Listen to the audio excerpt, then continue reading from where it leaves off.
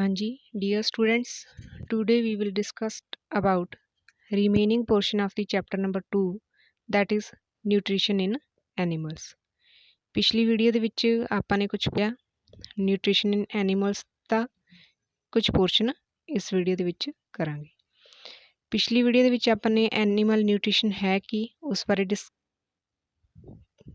ਜੋ animal nutrition ਹੈ ਉਹਦੇ ਸਟੈਪਸ ਨੇ ਇੰਜੈਸ਼ਨ, डाइजेशन, एब्जॉर्प्शन, एसीमिलेशन ते इजैशन।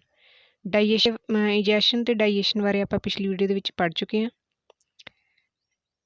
होर पढ़ चुके हैं डाइजेस्टिव सिस्टम बारे। डाइजेस्टिव सिस्टम दे दो पार्ट्स ने, डाइजेस्टिव ट्रैक ते ग्लैंड्स। डाइजेस्टिव ट्रैक दे विच आपां पढ़ चुके हैं बक्कल कैविटी बारे, जिस दे विच सी टीथ ते टंग मेन पार्ट्स। फिर है oesophagus, then stomach, small intestine, large intestine, rectum ते एनस। फिर आप पढ़ चुके हैं ग्लैंड्स बारे। डाइजेस्टिव ग्लैंड्स किहड़ियां ने, salivary glands, liver and pancreas.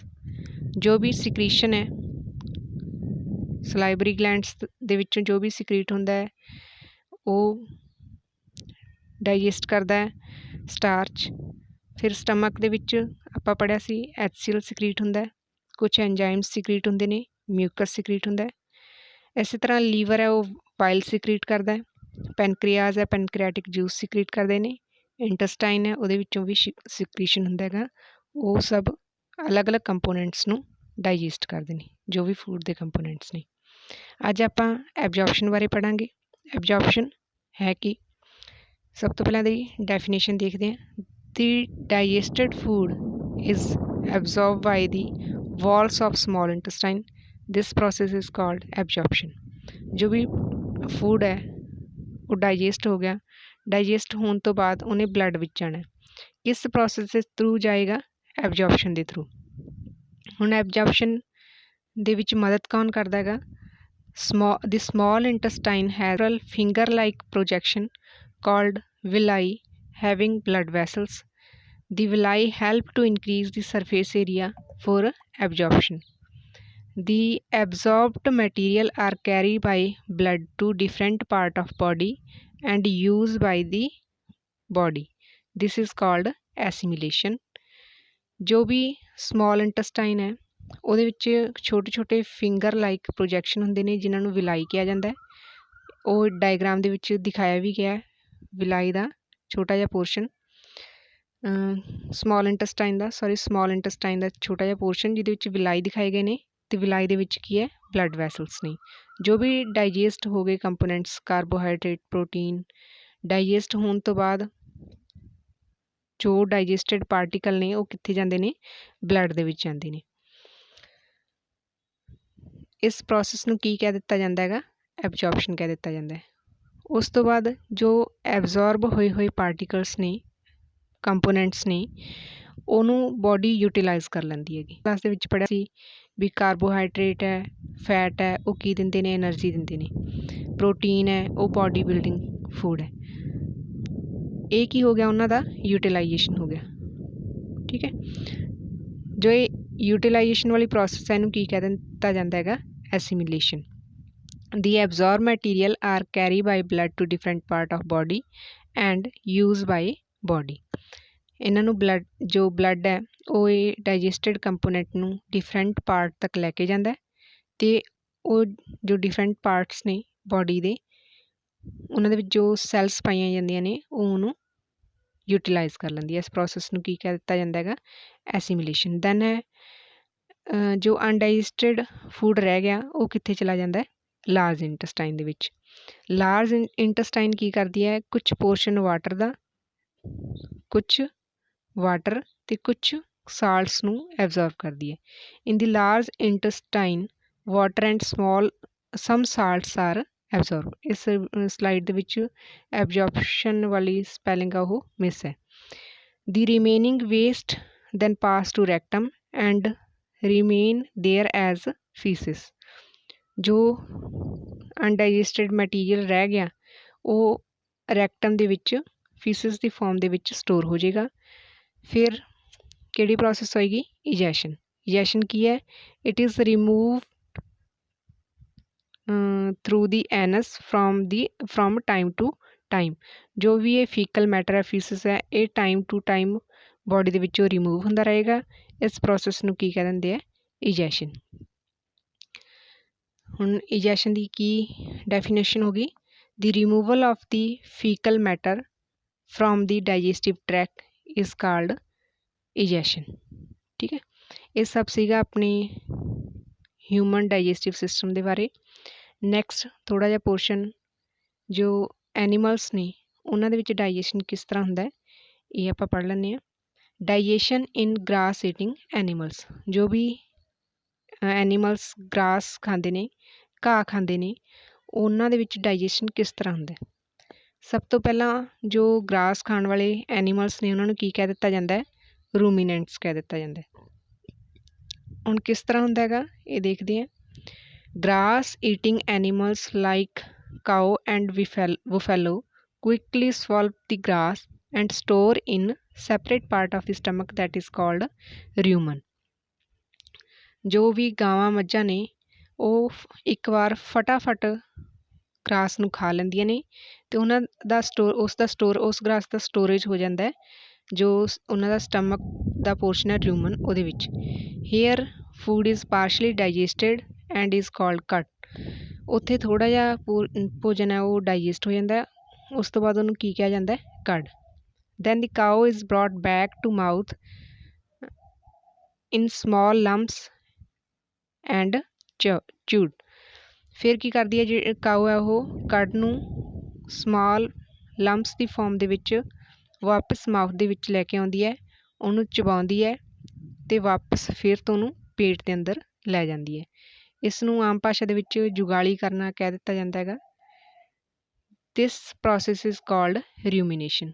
ਜੋ ਇਹ ਪ੍ਰੋਸੈਸ ਹੈ ਵੀ ਸਟੋਰ ਫੂਡ ਨੂੰ ਵਾਪਸ ਮਾਊਥ ਦੇ ਵਿੱਚ ਲੈ ਕੇ ਆਉਣਾ ਅਤੇ ਉਸ ਨੂੰ ਚਬਾ ਕੇ ਵਾਪਸ ਪੇਟ ਦੇ ਵਿੱਚ ਲੈ ਕੇ ਜਾਣਾ, ਇਹਨੂੰ ਕੀ ਕਹਿ ਦਿੱਤਾ ਜਾਂਦਾ ਹੈ?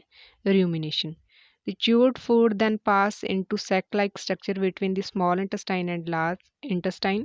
The cellulose is in the grass is digested with the help of some bacteria। ਜੋ ਇਹ ਪਸ਼ੂ ਨੇ ਇਹਨਾਂ ਦੇ ਵਿੱਚ ਉਹ ਦੁਬਾਰੇ ਤੋਂ ਚਬਾਇਆ ਹੋਇਆ ਭੋਜਨ ਕਿੱਥੇ ਜਾਂਦਾ ਹੈਗਾ?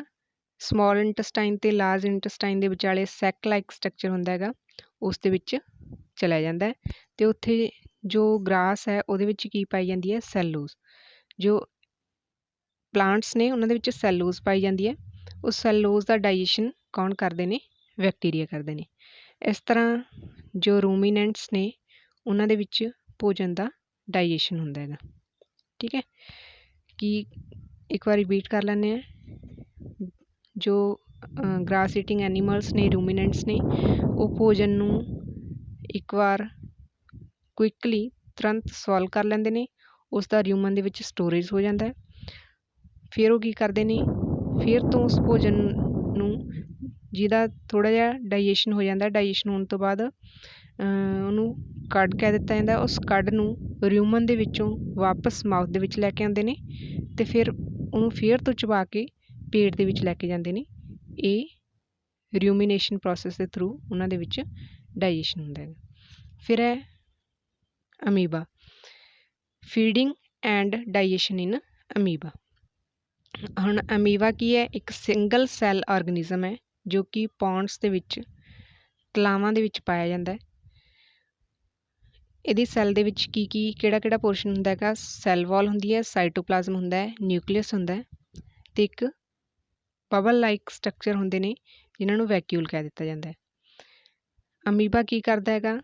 ਜੋ ਉਹਦਾ ਸਰੀਰ ਹੁੰਦਾ ਹੈ ਉਹਦੇ ਉੱਤੇ ਫਿੰਗਰ ਲਾਈਕ ਪ੍ਰੋਜੈਕਸ਼ਨ ਪਾਏ ਜਾਂਦੇ ਨੇ, ਉਂਗਲੀਆਂ ਦੀ ਤਰ੍ਹਾਂ ਪ੍ਰੋਜੈਕਸ਼ਨ ਪਾਏ ਜਾਂਦੇ ਨੇ, ਜਿਹਨੂੰ ਸਿਊਡੋਪੋਡੀਆ ਜਾਂ ਫਾਲਸ ਫੀਟ ਕਹਿ ਦਿੱਤਾ ਜਾਂਦਾ ਹੈਗਾ।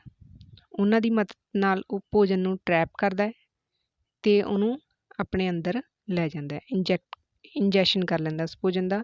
ਫਿਰ ਜੋ ਫੂਡ ਵੈਕਿਊਲਸ ਨੇ ਉਹਨਾਂ ਦੇ ਵਿੱਚ ਡਾਈਜੈਸਟਿਵ ਐਂਜ਼ਾਈਮ ਪਾਏ ਜਾਂਦੇ ਨੇ, ਉਸ ਭੋਜਨ ਨੂੰ ਡਾਈਜੈਸਟ ਕਰ ਲੈਂਦੇ ਨੇ ਅਤੇ ਜੋ ਅਨਡਾਈਜੈਸਟਿਡ ਫੂਡ ਹੈ ਉਹਨੂੰ ਬੋਡੀ ਦੇ ਵਿੱਚੋਂ ਅਮੀਬਾ ਦੀ ਬੋਡੀ ਦੇ ਵਿੱਚੋਂ ਰਿਮੂਵ ਕਰ ਦਿੱਤਾ ਜਾਂਦਾ ਹੈਗਾ। ਹੁਣ ਇਸ ਡਾਇਗਰਾਮੈਟਿਕਲੀ ਇਸ ਦੇ ਵਿੱਚ ਦਿਖਾਇਆ ਵੀ ਹੋਇਆ ਹੈਗਾ ਇਸ ਸਲਾਈਡ ਦੇ ਵਿੱਚ ਵੀ ਕਿਸ ਤਰ੍ਹਾਂ ਇੱਕ ਅਮੀਬਾ ਹੈ ਉਹ ਭੋਜਨ ਨੂੰ ਟਰੈਪ ਕਰਦਾ, ਫਸਾਉਂਦਾ, ਫਿਰ ਉਹ ਇੰਜੈਸ਼ਨ ਕਰਦਾ, ਡਾਈਜੈਸਟ ਹੋਣ ਤੋਂ ਬਾਅਦ ਦੂਜੇ ਜੋ ਰਿਮੇਨਿੰਗ ਅਨਡਾਈਜੈਸਟਡ ਫੂਡ ਹੈ ਉਹਨੂੰ ਬੋਡੀ ਦੇ ਵਿੱਚ ਬਾਹਰ ਕੱਢ ਦਿੰਦਾ ਹੈਗਾ। ਇੱਕ ਵਾਰ ਪੜ੍ਹ ਲੈਂਦੇ ਹੈਗੇ ਕੀ ਲਿਖਿਆ ਹੋਇਆ ਸਲਾਈਡ ਦੇ ਵਿੱਚ। Amoeba is single cell organism found in ponds. ਠੀਕ ਹੈ, ਕਿੱਥੇ ਪਾਇਆ ਜਾਂਦਾ ਬੱਚੋ? ਪੌਂਡਸ ਦੇ ਵਿੱਚ ਅਮੀਬਾ ਪਾਇਆ ਜਾਂਦਾ ਹੈ ਜੋ ਕਿ ਇੱਕ ਸਿੰਗਲ ਸੈੱਲ ਆਰਗੈਨਿਜ਼ਮ ਹੈ। The cell has a cell wall, cytoplasm and a nucleus. Cytoplasm has many bubble-like vacuoles. The cell has finger-like projection called pseudopodia or false feet, and which help it to move and capture food. Pseudopodia ਦਾ ਕੀ ਕੰਮ ਹੈ?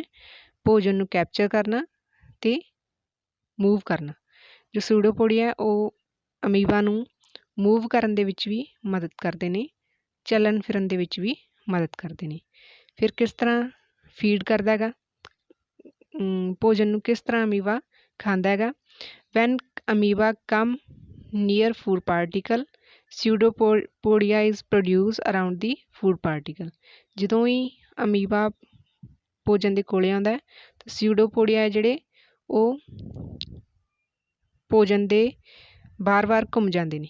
ਠੀਕ ਹੈ, ਉਸ ਤੋਂ ਬਾਅਦ ਕੀ ਹੁੰਦਾ ਹੈਗਾ? Food particle trapped in food vacuole. In the food vacuole, food is digested by the digestive enzyme and absorbed. The undigested waste is then sent out by the vacuole.